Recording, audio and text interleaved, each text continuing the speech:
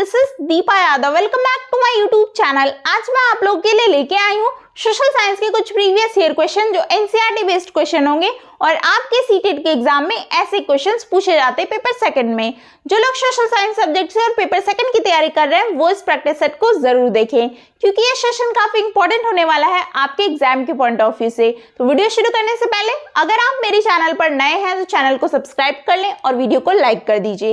एक इन्फॉर्मेशन आप लोगों को और बतानी थी कि अब आप लोग मेरे टेलीग्राम चैनल से जुड़ सकते हैं, लिंक आपको डिस्क्रिप्शन बॉक्स में मिल जाएगा। तो चलिए क्वेश्चंस पे आते कि किस टाइप के क्वेश्चन पेपर सेकंड में सोशल साइंस सब्जेक्ट में पूछे जाते हैं। तो देखिएगा, फर्स्ट क्वेश्चन पूछा गया है कि which of the following is an example of block mountains, मतलब कि निम्न में से कौन सा बृहस्पति पर्वतों का उदाहरण है। ये सारे ऑप्शंस दिए गए हैं, आपको करेक्ट आंसर चूज करके यहाँ से बताने हैं।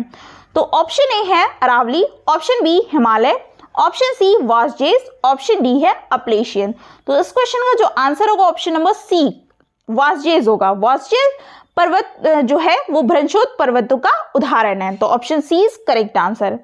नेक्स्ट क्वेश्चन है स्टेटमेंट वाले क्वेश्चन है कि पूछा गया कि which of the following statement about days and night on earth is or are true, मतलब कि पृथ्वी पर जो दिनों और रात के बारे में कुछ स्टेटमेंट दिए गए, आपको करेक्ट आंसर बताने हैं। तो सबसे पहले हम लोग स्टेटमेंट पढ़ते हैं कि स्टेटमेंट है क्या। स्टेटमेंट ये कहता है कि days and night on earth are due to revolution of the earth. Statement B है कि days and night on earth are due to rotation of the earth. Statement C है कि the longest days and the shortest night occur on 21 June in the northern hemisphere. Hindi में भी हिंदी वाले बच्चे भी पढ़ ले, नीचे दिया है कि पृथ्वी पर दिनों एवं रात के बारे में दिए गए कथनों पर कौन सा या से सही है। स्टेटमेंट ए है कि पृथ्वी के परिक्रमण के कारण पृथ्वी का दिन रात बनते हैं। स्टेटमेंट बी है कि पृथ्वी के घूर्णन के कारण पृथ्वी पर दिन रात बनते हैं। स्टेटमेंट सी है कि उत्तरी गोलार्ध में 21 जून को सबसे लंबा दिन और सबसे छोटी रात होती है। पीछे आपके सारे ऑप्शंस दिए गए हैं कि सही विकल्प का चुनाव कीजिए। ये सारे ऑप्शंस में आपको करेक्ट आंसर बताने हैं चूज करके। तो इस क्वेश्चन का जो आंसर होगा ऑप्शन नंबर बी करेक्ट होगा। B and C are true, B तथा सी सही आंसर है। देखिए कैसे ये स्टेटमेंट जो ए कह रहा है ना कि पृथ्वी के परिक्रमण के कारण पृथ्वी पर दिन और रात बनते हैं, तो ये स्टेटमेंट बिल्कुल गलत है। स्टेटमेंट बी आपका सही है कि पृथ्वी के घूर्णन के कारण क्या है, पृथ्वी पर दिन और रात बनते हैं, तो ये स्टेटमेंट बिल्कुल सही है। स्टेटमेंट सी भी आपका सही है कि उत्तरी गोलार्ध में 21 जून को सबसे लंबा दिन और सबसे छोटी रात होती है, तो स्टेटमेंट सी भी करेक्ट है। तो इसलिए आपका आंसर क्या हो जाएगा, B correct answer. B and C are true. Next question देखिएगा, पूछा गया है कि Aman is travelling from Ranchi to Hyderabad, he is moving towards which direction. Aman Ranchi से हैदराबाद की यात्रा कर रहा है और वह किस दिशा में जा रहा है, ये आपको बताना है। दिशा, उसका डायरेक्शन बताना है, ठीक है। ऑप्शन ए है नॉर्थ ईस्ट उत्तर पूर्व, ऑप्शन बी नॉर्थ वेस्ट उत्तर पश्चिम, ऑप्शन सी है साउथ ईस्ट दक्षिण पूर्व, ऑप्शन डी है साउथ वेस्ट दक्षिण पश्चिम। तो उसका करेक्ट आंसर होगा option number D south west दक्षिण पश्चिम। अमन रांची से जब हैदराबाद की यात्रा कर रहा होगा तो वह जो दिशा होगी उसकी ना वो दक्षिण पश्चिम दिशा होगी। तो ऑप्शन नंबर डी क्या हो जाएगा, करेक्ट आंसर। तो आप लोग को एक होमवर्क भी है कि आप लोग मैप में जाकर के उसका लोकेशन जरूर चेक कीजिए कि सच में ये ऐसा है। हैदराबाद की जब वो यात्रा कर रहा है अमन, तो रांची से हैदराबाद की यात्रा उसका डायरेक्शन सही क्या है आप देखेंगे जाके मैप में, ठीक है। जो मैंने आंसर बताया उसको आपको चेक करना है कि सही है कि गलत है, इससे आपको उसका ज्ञान भी होगा मैपिंग का, ठीक है। तो ऐसे क्वेश्चन के लिए आपको मैप का नॉलेज होना चाहिए ना। तो चलिए ऑप्शन नंबर डी करेक्ट हो जाएगा इसका। नेक्स्ट क्वेश्चन पे चलते हैं। पूछा गया कि the inner most layer of earth core is made of dash, पृथ्वी की कोर क्रोट की सबसे आंतरिक परत बनी हुई है, किससे बनी हुई है ये आपको बताना है। ऑप्शन ए सिलिका एल अल्मुनिया, मतलब इस हिंदी में भी वही लिखा है सिलिका व अल्मुनिया से। Option B silica and magnesium, option C है निकल एंड आयरन से, लोहे से, निकल व लोहे से। ऑप्शन डी है निकल एंड मैग्नीशियम, निकल व मैग्नीशियम से। तो इसका करेक्ट आंसर होगा option number C nickel and iron, निकल व लोहे से बनी हुई। पृथ्वी के कोर क्रोट की सबसे आंतरिक परत जो बनी हुई है वो किससे बनी है, निकल एंड आयरन, निकल व लोहे से बनी है। तो option number C correct answer हो जाएगा। नेक्स्ट क्वेश्चन है, पूछा गया है कि which of the following rocks may contain fossil of plants, animal and other micro organism that once lived on them. मतलब कि निम्न में से किन शैलों में पौधों, जानवरों एवं अन्य सूक्ष्म जीवाणुओं जो कभी इन शैलों पर रहे हैं कि जीवाश्म पाए जा सकते हैं, ये आपको बताने हैं। तो ऑप्शन ए है इग्नियस रॉक, अग्नेय शैल, ऑप्शन बी सेडिमेंट्री रॉक, अवसादी सेल, ऑप्शन सी मेटामॉर्फिक रॉक्स, कायांतरित शैल, ऑप्शन डी है ऑल ऑफ द एबव, उपरोक्त सभी। तो इसका करेक्ट आंसर होगा option number B, sedimentary rock, अवसादी सेल। ठीक है, सेल लुढ़क कर, चटक कर और मतलब एक दूसरे से टकरा कर छोटे छोटे टुकड़ों में जब टूट जाती है ना, तो इन छोटे कणों को अवसाद करते हैं और अवसाद दब करके और कठोर होकर के सेल की परत क्या है बनाते हैं।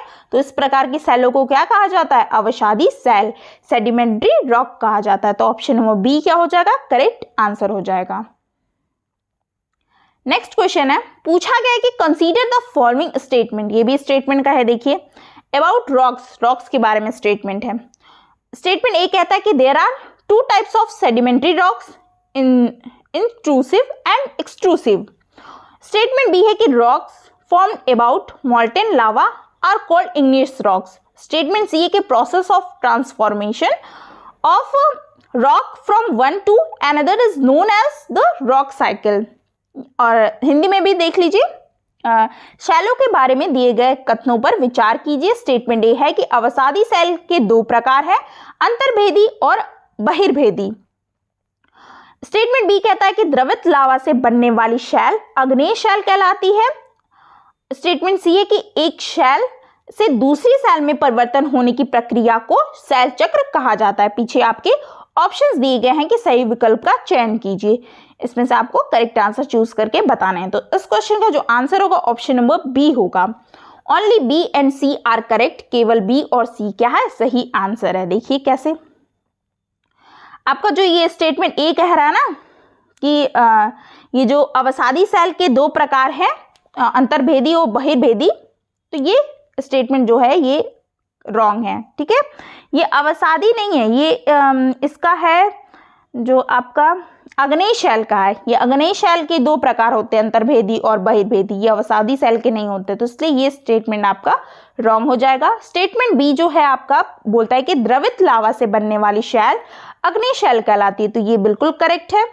स्टेटमेंट सी है कि एक सेल से दूसरी सेल में परिवर्तन होने की प्रक्रिया को सेल चक्र कहा जाता है, तो ये भी स्टेटमेंट आपका बिल्कुल करेक्ट है। तो इसलिए आपका आंसर क्या हो जाएगा, option number B correct. Only B and C are correct, केवल बी और सी सही है। नेक्स्ट क्वेश्चन है, पूछा गया कि पवनों के बारे में, विंड, ठीक है, पवनों के बारे में दिए गए कथनों, स्टेटमेंट दिए गए हैं कि पढ़िए और उपयुक्त विकल्प का चुनाव कीजिए। स्टेटमेंट जो ए है कि पवन का नाम उसके जाने की दिशा के आधार पर निर्धारित होता है। ऑप्शन बी है कि पश्चिम से आने वाली पवन को पश्चिमी यानी कि पछुआ पवन कहते हैं। ऑप्शन सी है कि मौसमी पवन ने विभिन्न ऋतुओं में अपनी दिशा बदलती रहती है। पीछे आपके ऑप्शंस दिए गए हैं, आपको यहाँ से करेक्ट आंसर चूज करके बताने ऑप्शंस। तो इस क्वेश्चन का जो आंसर होगा ऑप्शन नंबर बी, इसका भी करेक्ट होगा। Only B and C are true, केवल बी और सी क्या है, सही है। जो आपका ए स्टेटमेंट है ये गलत है, क्योंकि पवन का नाम उसके जाने की दिशा के आधार पर निर्धारित होता है, तो ये रॉन्ग है। स्टेटमेंट जो बी है आपका कि पश्चिम से आने वाली पवन को पश्चिमी यानी कि पछुआ पवन कहते हैं, ये स्टेटमेंट बिल्कुल सही है। स्टेटमेंट सी है कि मौसमी पवनें जो होती हैं वो विभिन्न ऋतुओं में अपनी दिशा बदलती रहती है, तो ये स्टेटमेंट भी बिल्कुल करेक्ट है। तो इसलिए आपका बी और सी स्टेटमेंट सही है। ऑप्शन नंबर बी क्या हो जाएगा, करेक्ट आंसर हो जाएगा। नेक्स्ट क्वेश्चन है, दिया गया है कि consider the following statement about air pressure and choose the appropriate option. ठीक है, मतलब दिया गया है एयर प्रेशर के बारे में, आपको कुछ स्टेटमेंट दिए गए हैं, आपको बताने हैं सही विकल्प। तो ए स्टेटमेंट है कि on the moon there is no air and hence no air pressure. Statement B कहता है कि variation of temperature cause pressure differences in the atmosphere. Statement C कि air always moves from high pressure area to low pressure area. Hindi में दिया है, हिंदी वाले बच्चे भी देख लें कि वायु दाब से संबंधित कथनों को पढ़िए तथा उपयुक्त विकल्प का चुनाव कीजिए। स्टेटमेंट ए है कि चांद पर वायु नहीं है, अतएव वहां वायु का दाब भी नहीं है। स्टेटमेंट बी है कि वायुमंडल में वायु दाब में अंतर तापमान में भिन्नता के कारण होता है। स्टेटमेंट सी कहता है कि वायु सदैव उच्च दाब क्षेत्र से निम्न दाब क्षेत्र की ओर गमन करती है। तो इसका जो करेक्ट आंसर होगा वो होगा ऑप्शन नंबर डी। इधर देखिए ये सारे ऑप्शन है, इसमें से ऑप्शन नंबर डी हो जाएगा। All A and B and C are true. तीनों ही स्टेटमेंट, मुझे पढ़ के भी लग रहा था कि तीनों ही स्टेटमेंट सही है। ए एंड बी एंड सी क्या है, सभी सही हैं। देखिए इसमें जो कह रहा है ना कि चांद पर वायु नहीं है, अतएव वहां वायु का दाब क्या है, दाब भी नहीं है। तो ये स्टेटमेंट भी सही है। वायुमंडल में वायु दाब में अंतर तापमान में भिन्नता के कारण होता है, ये स्टेटमेंट भी सही है। वायु सदैव क्या होती है, उच्च दाब क्षेत्र में निम्न दाब क्षेत्र की ओर गमन करती है। तो ये स्टेटमेंट भी आपका सही। तो इसलिए तीनों स्टेटमेंट सही है, तो इसलिए ऑप्शन नंबर क्या हो जाएगा, डी करेक्ट आंसर हो जाएगा। All A B and C are true. Next question देखिएगा, पूछा गया कि सुसु गंगा व ब्रह्मपुत्र नदियों में पाई जाने वाली एक डॉल्फिन के बारे में दिए गए कथनों को पढ़िए। ये स्टेटमेंट दिए गए हैं डॉल्फिन के बारे में, देखिएगा। स्टेटमेंट ए है कि सुसु की उपस्थिति से नदी में जल की शुद्धता का पता चलता है। स्टेटमेंट बी कहता है कि नदी के पानी में उपस्थित रसायनों से अनुकूल होने के लिए सुसु डॉल्फिन अंधी हो रही है। स्टेटमेंट सी कि गैर उपचारित औद्योगिक एवं शहरी गंदगी इन प्रजातियों को खत्म कर रही है। और ये सारे स्टेटमेंट है और नीचे आपका लिखा है कि उपयुक्त विकल्प का चयन करें। ये सारे स्टेटमेंट का मतलब कि आंसर दिए गए हैं, आपको करेक्ट आंसर बताने हैं। तो मेरे बताने से पहले ही आपके आंसर अब तक आ जाने चाहिए कमेंट बॉक्स में, ठीक है। तो इस क्वेश्चन का जो आंसर होगा ऑप्शन नंबर सी होगा। Only A and C are true. केवल ए तथा सी सही है। देखिए कैसे, जो ये स्टेटमेंट ए है दिया है ना कि सुसु की अवधि सुसु की उपस्थित से नदी में जल की शुद्धता का क्या है, शुद्धता का पता चलता। तो ये स्टेटमेंट बिल्कुल आपका सही है। और नदी के पानी में उपस्थित रसायनों से अनुकूल होने के लिए सुसु डॉल्फिन अंधी हो रही है, तो ये रॉन्ग स्टेटमेंट है, ठीक है। और ऑप्शन सी आपका करेक्ट है कि गैर उपचारिक औद्योगिक एवं शहरी गंदगी की वजह से क्या है, प्रजातियों को खत्म कर रही है। तो ये स्टेटमेंट भी बिल्कुल सही है। तो इसलिए आपका ऑप्शन नंबर सी क्या हो जाएगा, correct answer. Only A and C are correct. Next question देखिएगा, पूछा गया कि निम्नलिखित में से कौन से कथन सिलिकॉन घाटी एवं सिलिकॉन पठार के संदर्भ में सही है। ये सारे दिए गए हैं आपके ऑप्शंस कि दोनों एक ही महाद्वीप पर अवस्थित है। सिलिकॉन घाटी और सिलिकॉन पठार के संदर्भ में बताना है आपको।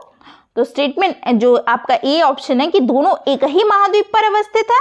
ऑप्शन बी है कि दोनों भिन्न महाद्वीप पर अवस्थित है। सी है कि दोनों एक ही तरह की आर्थिक गतिविधि से क्रमबद्ध है।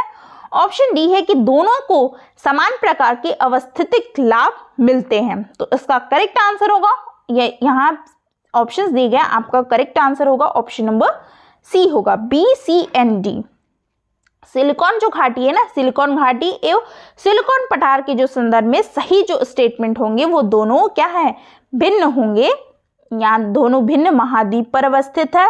ये दोनों क्या है, दोनों एक ही तरह की आर्थिक गतिविधि से क्रमबद्ध है और दोनों को समान प्रकार की अवस्थितिक लाभ मिलते हैं। तो ये तीनों स्टेटमेंट जो आपका ऑप्शन दिए गए ये आपका करेक्ट हो जाएगा और ये जो है गलत हो जाएगा। तो option number C correct answer हो जाएगा, ठीक है। नेक्स्ट क्वेश्चन है कि निम्नलिखित में से कौन सा लक्षण जल विद्युत परियोजना से जोड़ करके देखा जा सकता है। ऑप्शन ए है स्थानीय समुदाय का विस्थापन। ऑप्शन बी निम्न क्षेत्रों का जल व्यापन। ऑप्शन सी है स्थापित करने में खर्चीला। ऑप्शन डी अम्ल वर्षा कराता है और ऑप्शन ई है कि हरित गृह प्रभाव में वृद्धि करता है। सही विकल्प को चुनें।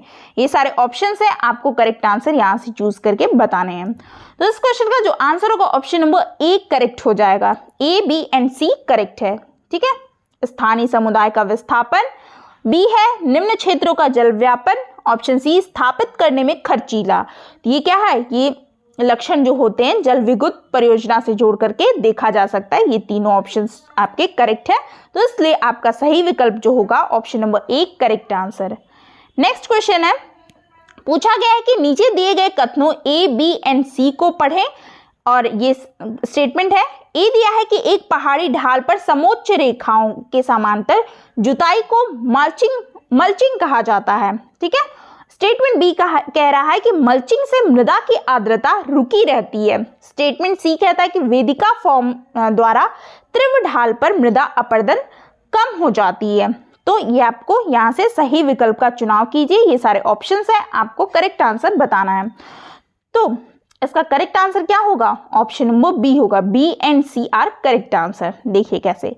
ए कह रहा है कि एक पहाड़ी ढाल पर समोच्च रेखाओं के समांतर जुताई को मल्चिंग कहा जाता है। तो मल्चिंग किसे कहा जाता है? ये आपका रॉन्ग है, ये स्टेटमेंट ही आपका रॉन्ग है। मल्चिंग उसे कहा जाता है, मैं आपको बताती हूँ कि जो प्राय हमेशा पौधों के बीच खुली भूमि जैव पदार्थ जैसे प्रवाल से ढक दी जाती है। इससे क्या होता है कि मृदा की आर्द्रता रुकी रहती है और इस प्रक्रिया को क्या कहते हैं? मल्चिंग कहा जाता है। तो ऑप्शन नंबर क्या है? ये आपका बी जो है, बी सही है कि मल्चिंग से मृदा की आर्द्रता रुकी रहती है।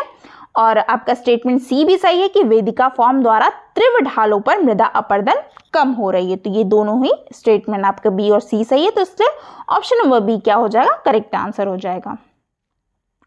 नेक्स्ट क्वेश्चन देखिएगा। पूछा गया कि the following words were used by Jawaharlal Nehru to describe which aspect of India's widest tolerance of belief of custom and acknowledgement and encouragement of variety. मतलब कि जवाहरलाल नेहरू ने निम्नलिखित शब्दों का प्रयोग भारत के किस पहलू का विवरण करने के लिए किया था? विश्वास और प्रथाओं को स्वीकार करने की भावना और विविधता की पहचान और प्रोत्साहन के लिए क्या? ये आपको बताना है जवाहरलाल नेहरू ने किन शब्दों का प्रयोग किया है।